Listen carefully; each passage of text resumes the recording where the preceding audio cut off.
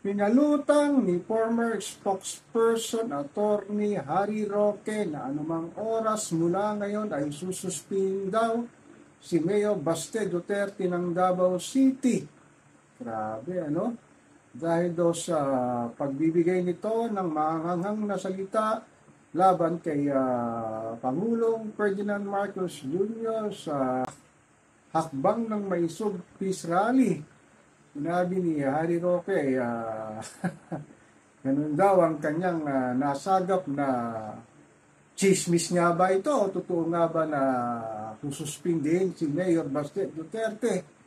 Nakakalungkot lang, no, sa walang humpay nagpagtaas ng presyo ng bilihin, serbisyong publiko, pagtaas ng dolyar sa piso, sa usapin ng West Philippine Sea at Chacha. Ito na namang awayang Duterte versus Marcos talagang patuloy na umuusbong dahil ba kaya ito sa darating na midterm election sa 2025 dahil pinoporma ni Tatay Digo ang kanyang senatorial lineup laban daw sa partido ni Ferdinand Marcos Jr.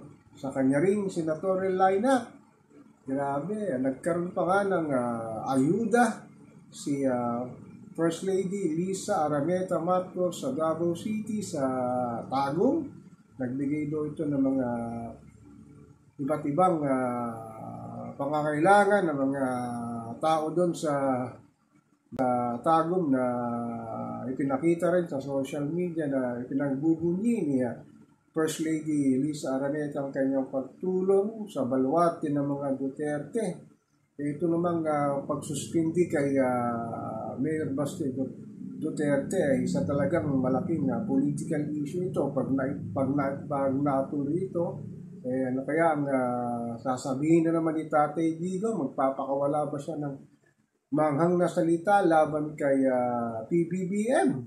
Alam naman natin na kasususpindi lang ng mayor ng Bandang Tarlac na si Alice Go sa kanyang sinasabing pagkakasangkot sa Pogo. Ito naman ang lumutang ngayon sa pamamagitan ng spokesperson Harry Roque na anumang sandali ngayon ay nakatakdang suspindihin nga daw si Mayor Baste Duterte. Paano pag sinuspindi ito? Di lalo talagang magkakaroon na ng lamat ang Marcos at VP Sara na sinasabing unity team ng kanilang pagtakbo sa Panguluan noong 2022.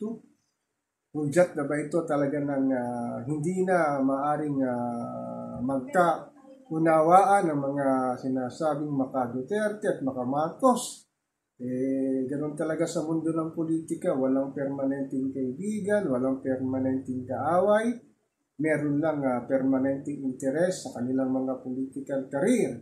Sinasabi pa naman na mga tao sa Davao City, pag sinuspindi daw si Mayor Baste, hindi lang daw kawalan sa Davao City, ay kawalan daw ito sa sambayan ng Pilipino na maaring sigurong talagang magudyat nga ng konting sinasabing pagpapagitan naman ng mahang na salita na manggagaling kay Tatay Digong Duterte kung sakali nang matuloy itong sinasabing pagsuspindi sa kanyang bunsong anak.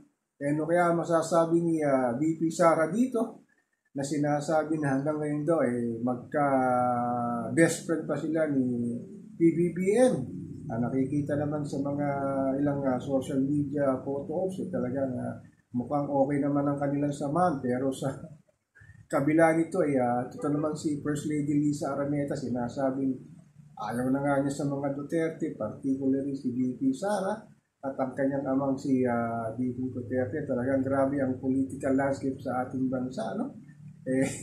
Lalo na ngayon talagang ilang buwan na lang magpoporma na yung mga lalaban sa kanilang partido, sa mga tatakbong kongresista at senador sa hari ng kanilang sinasabing partido politikal. Sana naman wag sanang isaalang-alang ang nangyayari sa papahirap ng buhay ni Juan Pasang Cruz. Hindi na alam kung saan kukunin ng pagkain na ilalapag sa kanilang pagkainan sa mahal na talaga ng presyo ng bawat bilihin dito sa ating bansa.